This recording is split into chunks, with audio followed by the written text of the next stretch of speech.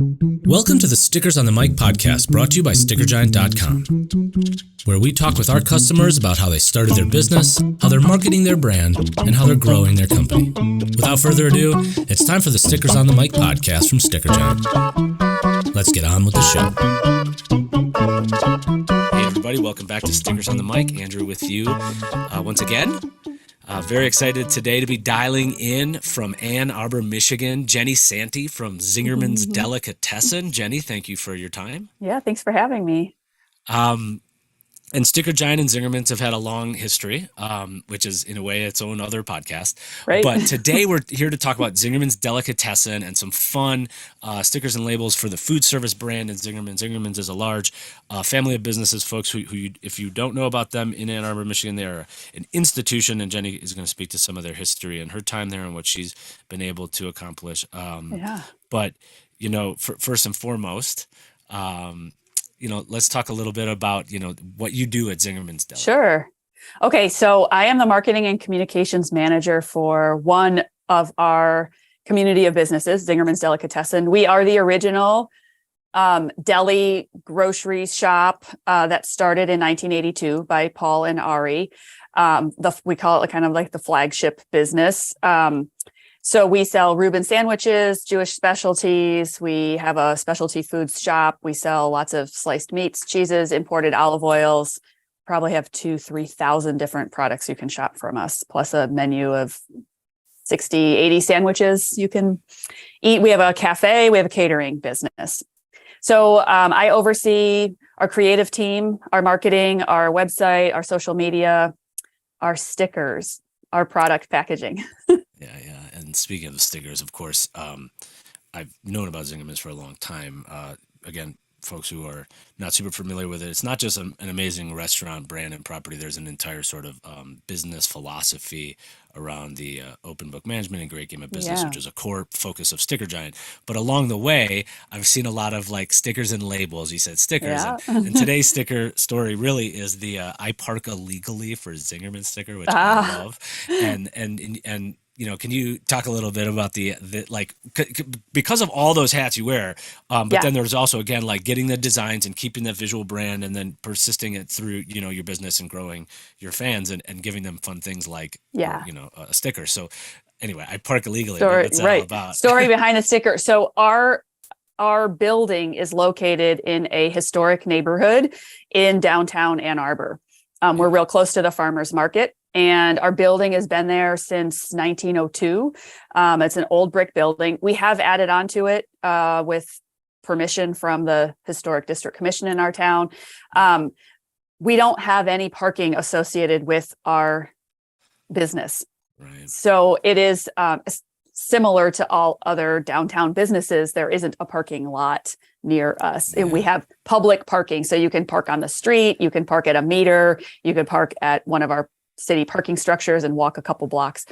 I don't know exactly what year those stickers first came out, but we made bumper stickers that said, I park illegally for Zingerman's Deli, because people would be willing to risk a parking ticket to come and get a sandwich.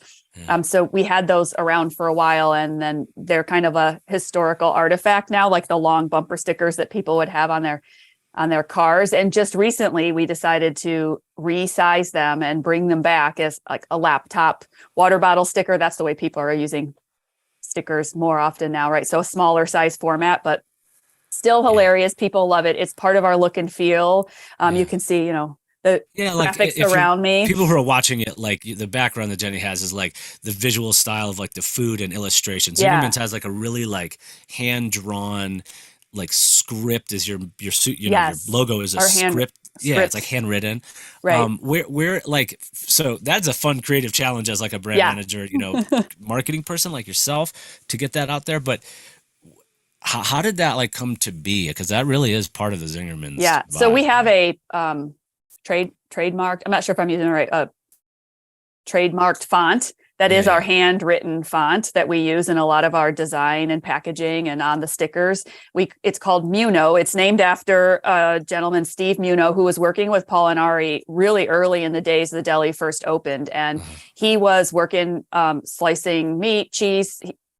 He had a background in art, and he started doing like pulling butcher paper off the roll one day and just drawing, doodling, making signs, to kind of hang up on the wall, try to early stage of marketing, right? Like Yeah, no yeah. fancy computers or This was anything. 40 years ago, like when the 40 brand years started. ago. So like Yeah, it made sense. Or I it mean, made it makes sense. sense. Yeah, yeah, it Yeah. makes And sense. so the style of artwork and the branding that we have is we accredit to him. He's the one who Okay. kind of came up with these animated characters, drawings that were like really wild food images, Mhm. and the kind of the handwritten type lettering. So Yeah. we still carry that through in our design work today. We still do hand painted signs. If you come into our business, we Yeah. have right now we have 2 sign painters on our staff. One of them is Steve's daughter, which is so fun Oh, wow. that we're like trained. He doesn't work at Zingerman's any longer, but his daughter is there training in the craft that he gave to us, which is just a really awesome story. Yeah.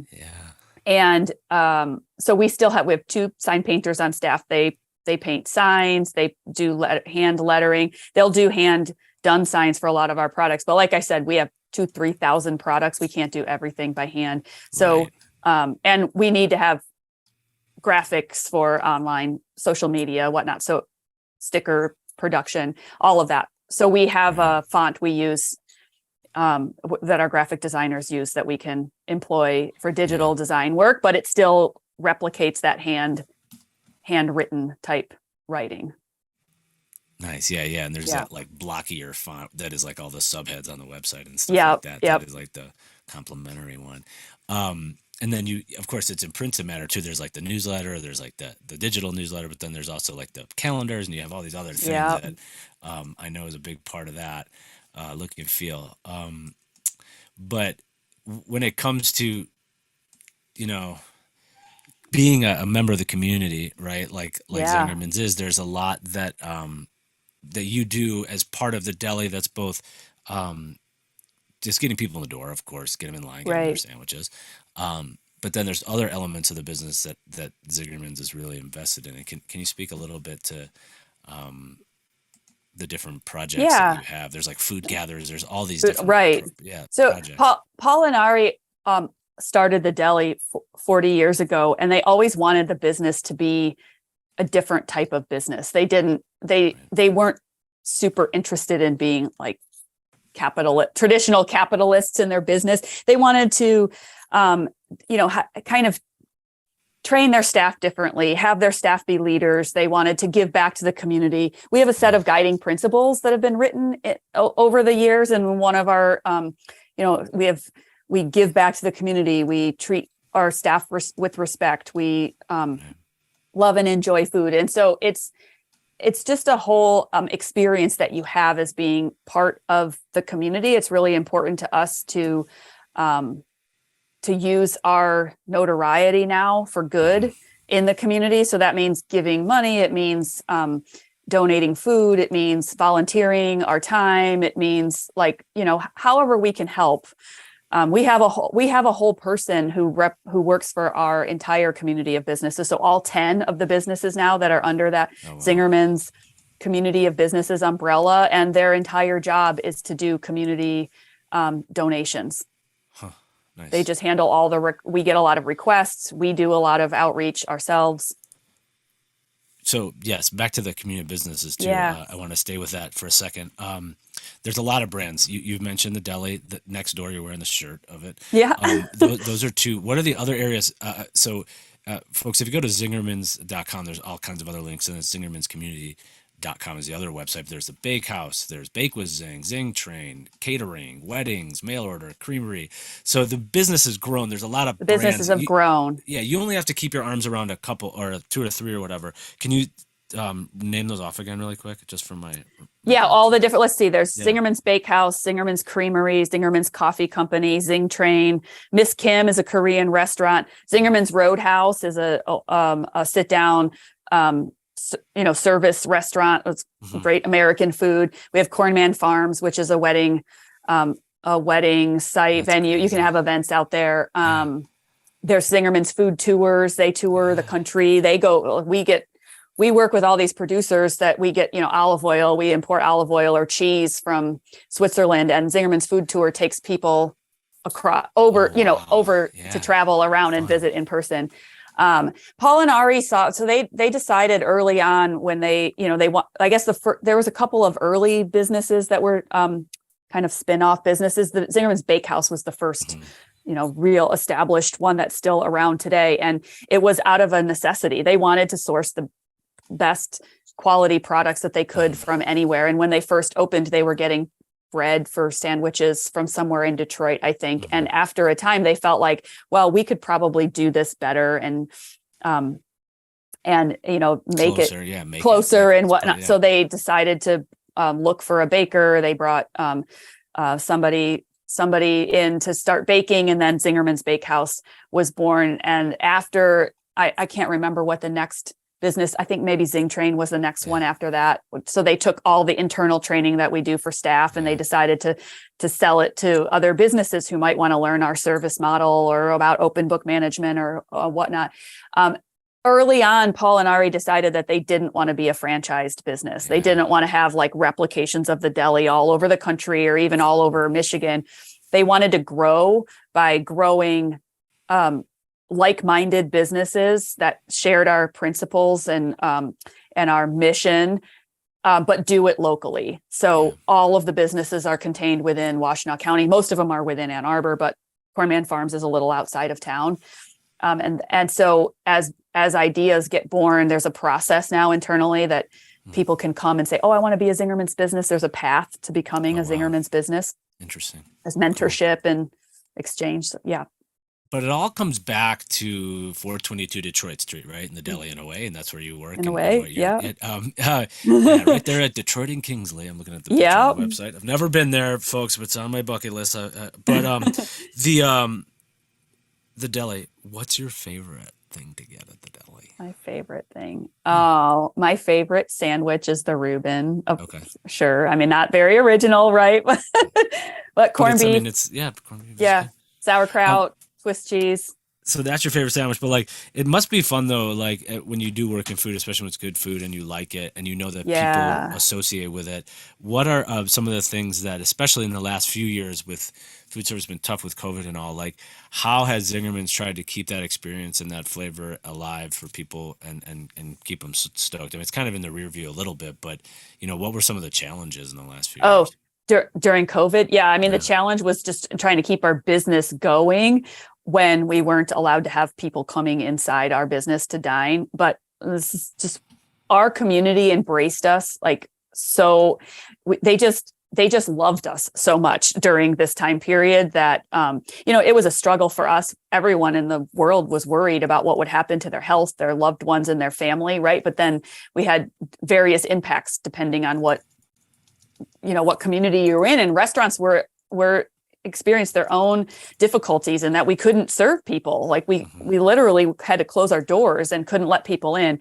So we switched to a lot of takeout. We took our sandwiches on the road. So instead of, we get a lot of out of town visitors, or people will come in from like from Grand Rapids, Michigan, they'll come in and visit Ann Arbor for a day. And so we decided to go to them. We took Reuben's on the road during COVID and went out to their, like people gave us orders and we just drove the orders to Grand Rapids for the day. So yeah, we're really fortunate that the community gave back to us. They showed up. Awesome. We did a sandwich for healthcare workers where we basically, we took kind of donations. We're not a nonprofit, but we sold sandwiches one at a time, and people could kind of just buy a sandwich for a healthcare worker. And we were able to give thousands of sandwiches to the various hospitals and in the community because people they kept us working. Like they bought a sandwich. Yeah. We got to keep somebody making a sandwich, and then we got to deliver it to the hospital. It was amazing. Oh, that's so cool. So yes, and I mean, like I only asked that question because it's like open for in-person shopping on the website, where it's like by now, yeah, I mean that's good, right? But like, it's we should probably update that word. Well, and that's why I say it, because it's like such an interesting thing. Like it's not necessarily going back to that, but like, I mean, these are the things, and I've had to talk to a lot of people. A lot of people were starting their businesses during this time because it was something Yeah. new, something different. Then there's y'all who've been around at that time for almost 40 years. Now you're 40 years, but Yeah. like the last 2 years of the 40 could have been maybe the hardest of the whole time the business was Yeah. open. I mean, It might have been. Yeah. yeah, I mean, I'd have to And ask the people who started the businesses, but like at the same time, like those are, it's not even the like classic open book, like success leads to better problems. This wasn't a success problem. This was like this was like a a survival operational, issue. yeah, Right. It was yeah, yeah, we definitely stretched ourselves operationally. And then I think the other thing we experienced and maybe different for different businesses in Ann Arbor, but the rules and regulations and people's comfortability with COVID as all these things took place over a couple of years. We have a large we serve a large number of guests that are from out of town. yeah, And so we're like a destination, and we're right, also a hometown favorite. So right. People just get a cup of coffee every day. Yeah, right. So our locals understood, and they understood the local regulations. And in fact, Ann Arbor itself was like if you left Ann Arbor and you went to a town that was an hour away from Ann Arbor, their COVID regulations were different than ours right, here in Ann Arbor. They're people's comfortability. So we still have businesses in Ann Arbor that don't let people in their business anymore. They've right, switched right. to completely so it's just different. So we have all these people who are coming from out of town, different states, who don't know our regulations, who didn't know and we still wanted to give them good service, but we had to be able to give them service the way they meet them where they were at, but also keep our staff safe and keep other guests safe. So it was a challenge in terms of communicating the expectations ahead of time. Yeah. What do people expect when they come? How do we serve them? How do we make them have a good experience when everything is so weird and different for us and for them? And did that cause you to like have to dial in more the online component, or do you We feel like it was did. pretty strong? Like, I mean, I of course remember your website from a few years ago, but like, what did you have to like figure out with shipping and fulfillment to dial in your e-commerce both locally and internationally? Yeah. It's kind of So two we don't, questions. Yeah. our business doesn't ship. That's Oh, our okay. Zingerman's mail order business. Right, right, right. We didn't have an online grocery like ordering. You couldn't Okay. shop from us online. And we made that available during Okay. COVID.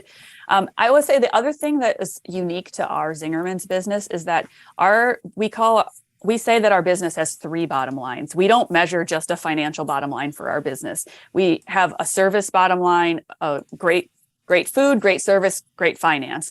So that allows us to think about problems differently than some other businesses that are only measuring their financial bottom line. So we Yeah. could say we could lean into that. We're still going to give good food during the pandemic, even if the finance part is not working out great. We're still going to give great service, and we have to have all three of those things work out. So I think that helped us be more creative and more Yeah. resilient because we had different ways of solving our problems. Then it Right. wasn't just like the money part, although that was a struggle for everyone during the pandemic and operating a business. Yeah. Naturally, naturally. Um, Oh goodness, we've covered a lot of ground, which is Covered a good. lot. Because Yeah. I wanted to hear the story of how everything was designed. That was cool. Yeah. So what are some of the things you're excited about going into next year for the deli and maybe more fun Yeah. stickers and You labels? want more stickers and No, labels? but like Well, I mean we've that means got you're a selling more food, right? Which is good. Yeah, yeah. We're excited. We've got so one of our big projects that we do with you all is print our stickers for our pot pies. We've got six Mm, different flavors of pot pies, and we have a sticker that we make between December and March about 10,000 handmade pot pies. Every single one of them is handmade in our kitchen.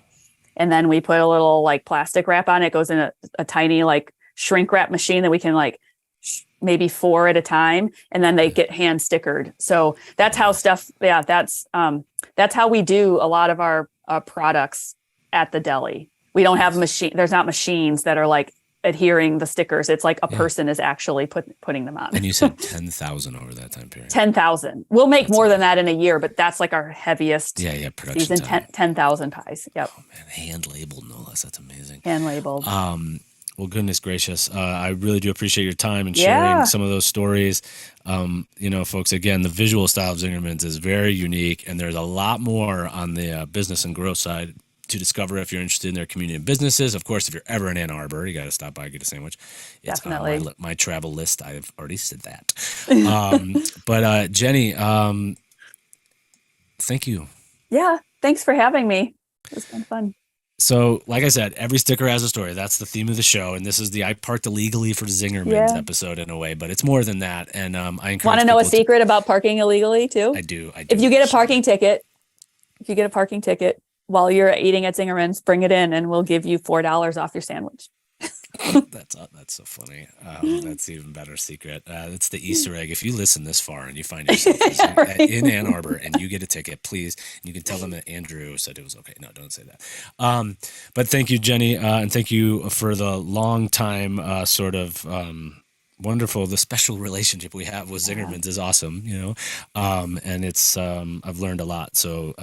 Even today. So it's been fun being sort of a student of what y'all do and finally hearing getting a little under the hood to learn a little bit more. So thanks so much.